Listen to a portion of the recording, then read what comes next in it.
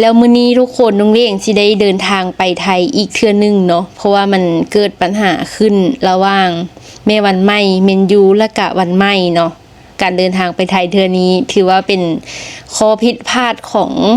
เฮาเองเนาะที่บ่ละเอียดตั้งแต่มื้อนั้นเนาะทุกคนก็เลยสิได้สวัสดีสวัสดีพี่ๆ FC เบิดทุกคนเด้อ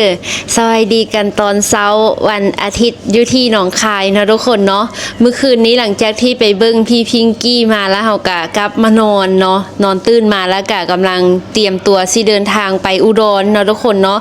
รู้สึกว่าอยากไปซื่อๆทุกคนบ่ได้มีอีหยังเลยเนาะบ่ได้ไปโดนละก็เลยว่าอยากไปเนาะและน้องลี่เองก็ไปเทื่อนี้มีอาซีไปเบิ่ง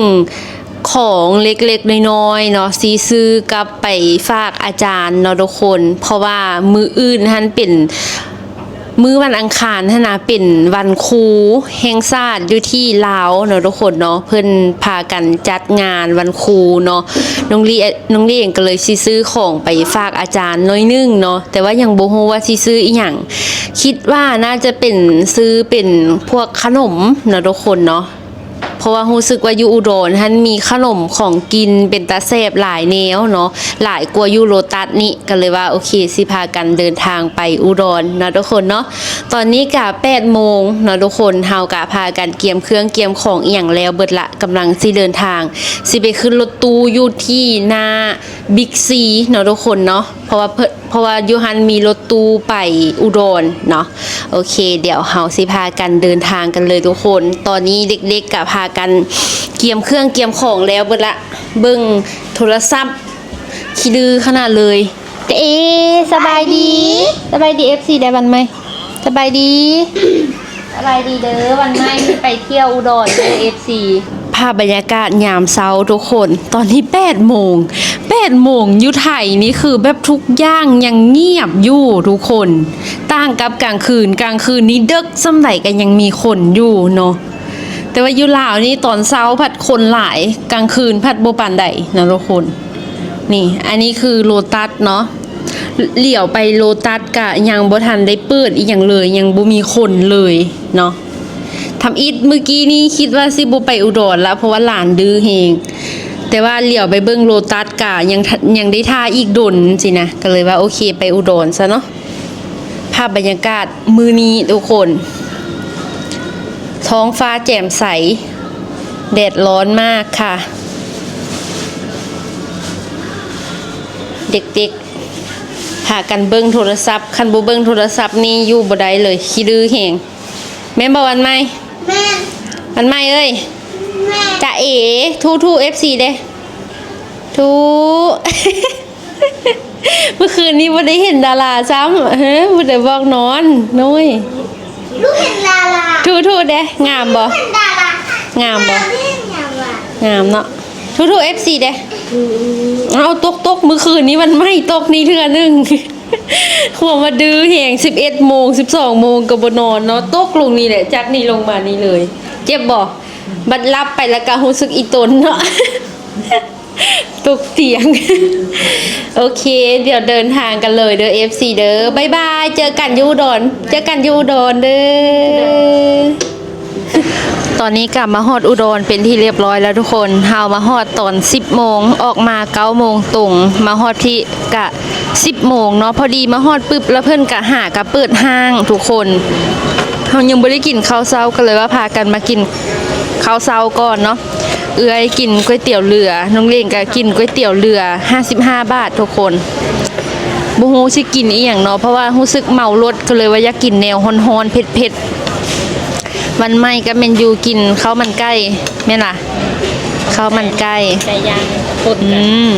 ว่าแซ่บบ่วันใหม่มั่มให้ FC เบิ่งเด้มั่มจ้ะมั่มให้ FC เบิ่งคนยังบ่หลายปานใดเพราะว่ายังเซาอยู่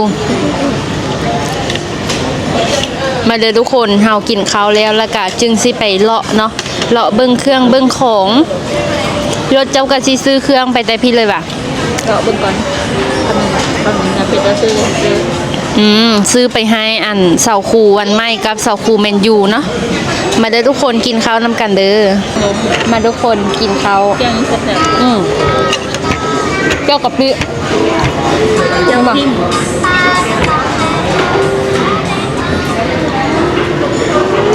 กินข้าวก่อนจังมีแหงไปเลาะทุกคน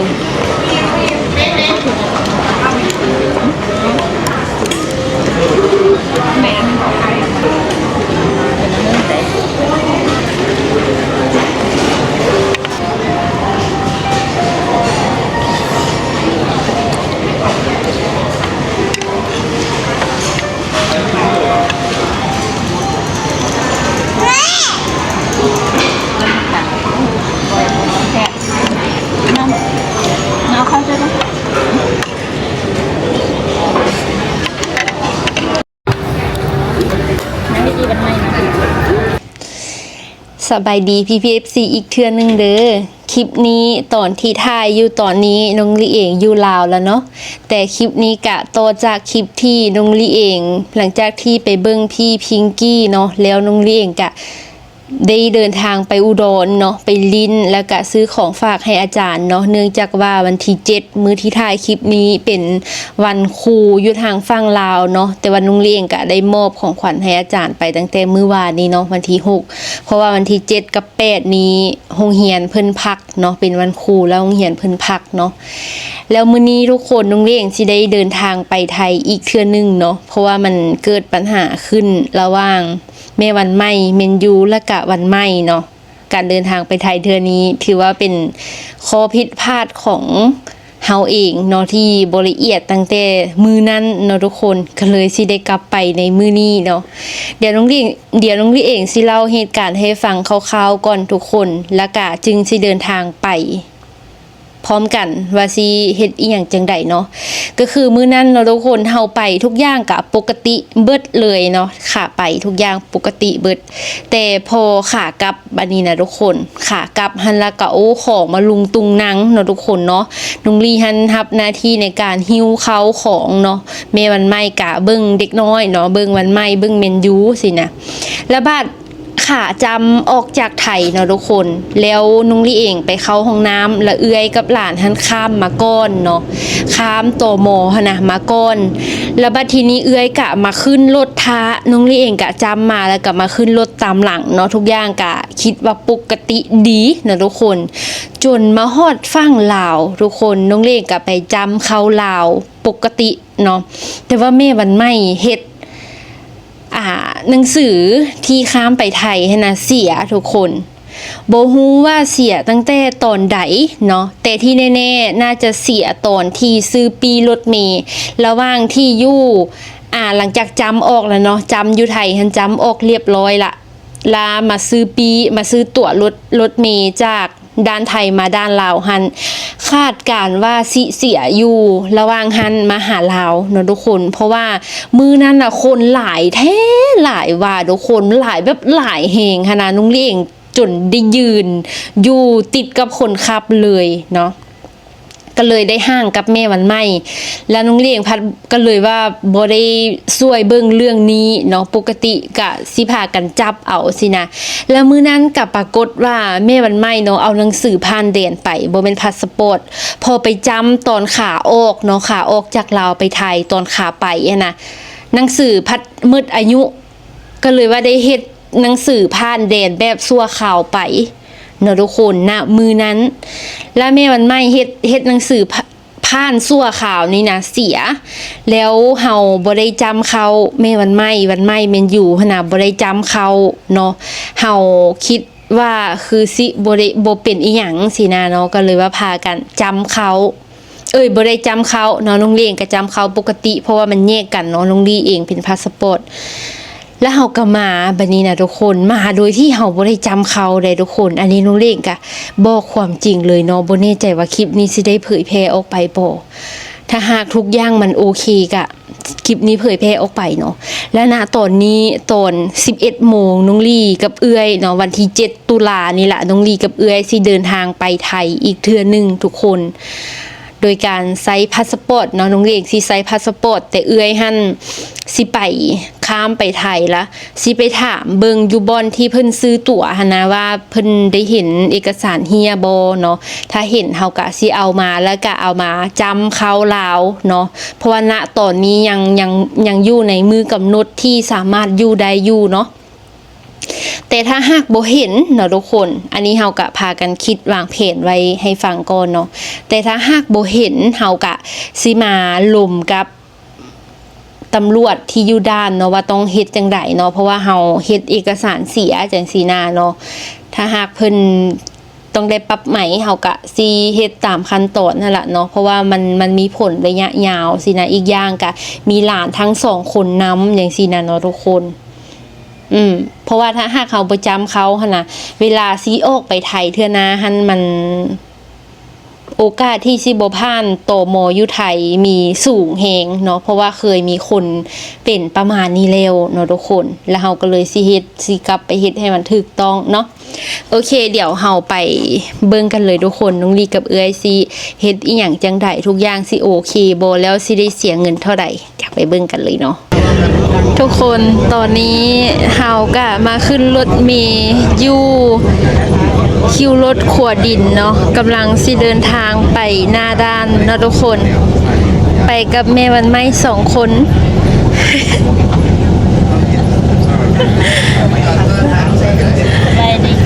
สบายดีพี่ ถ้าหากสมมุติได้ปึ้มเนาะถ้าสมมุติอยู่ฝั่งไทยเพิ่นเก็บปึ้มไว้ให้แล้วเวลาเฮาสิมาจำเขาเพิ่นก็ต้องถามหาเด็กน้อยแม่นบ่เพราะว่าตอนไปมีเด็กน้อยเด้ลาตอนนี้เฮาไปกัน2 คนถ้าหากเพิ่นถามแท้เฮาจึงสิให้อันพอวันใหม่พาเด็กน้อยมาแม่นบ่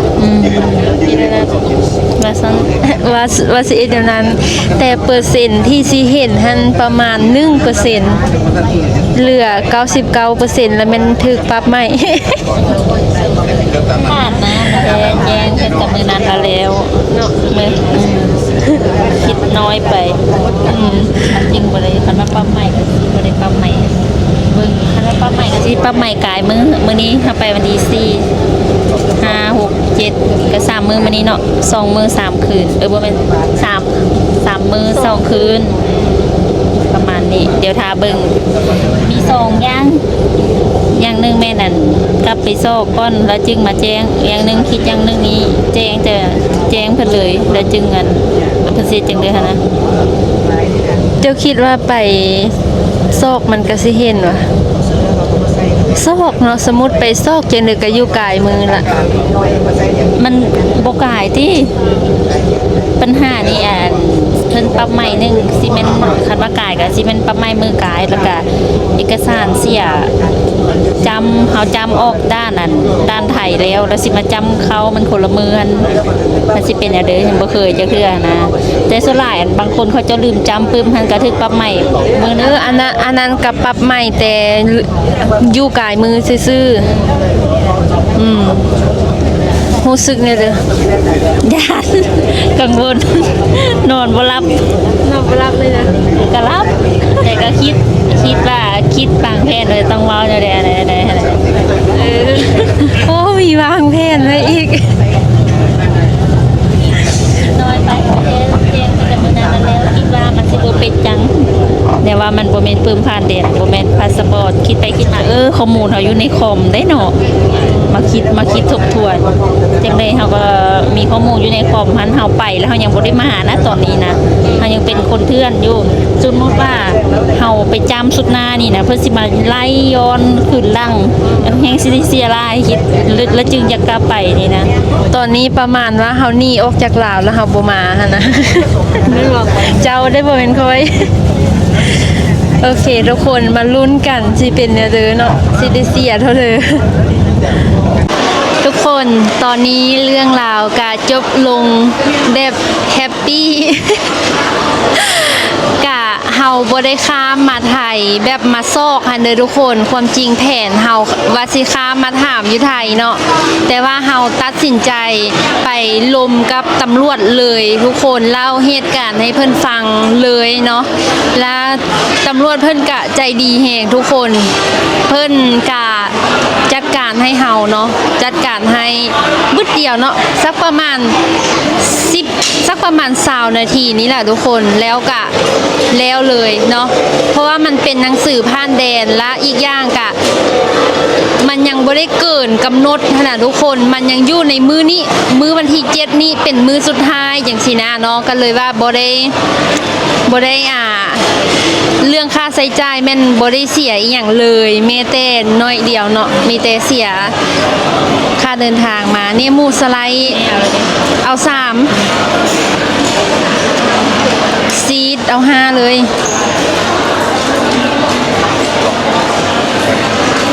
ได้ละ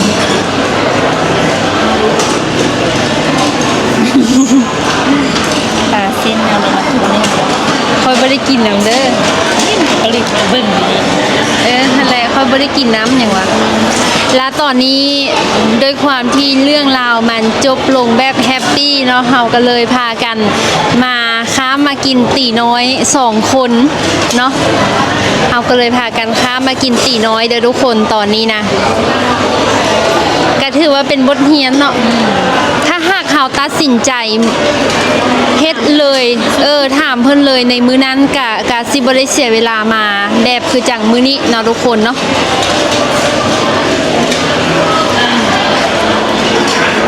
ถือว่าแฮปปี้แล้วตี้บัดนี้แม่มันไม่นอนบ่หลับ2มื้อ แม่นอุ๊บทีแรกค่ะว่าสิย่าเลยก้อนมื้อนั้นว่าสิบ่ถามมันเจ้าหน้าที่หันย้อนว่าวันไม่กับ งงเงให้แด้แล้วก็ฟ้าวเมื่อเพราะว่า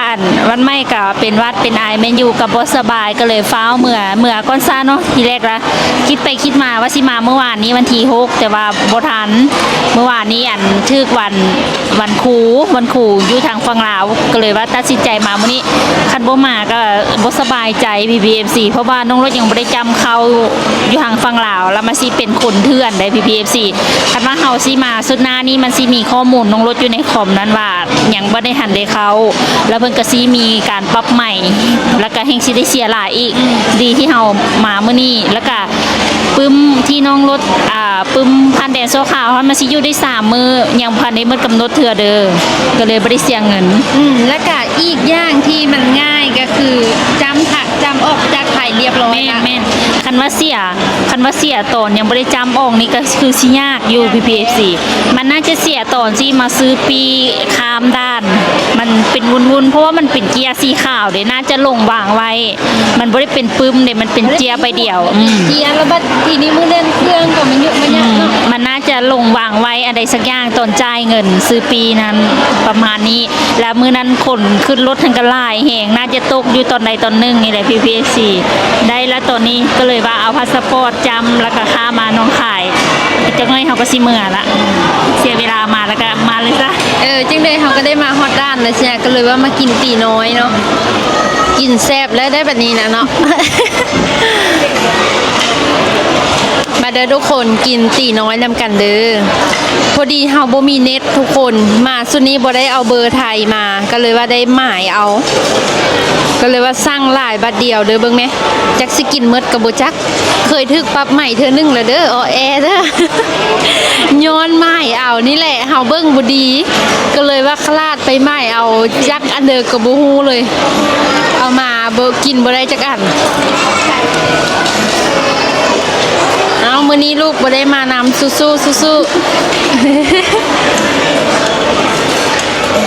ปาเด็กๆเว้ยปะเด็กน้อยไว้เหือนเนาะเพราะว่าเฮาคิดยานว่ามันสิยากสินะเนาะ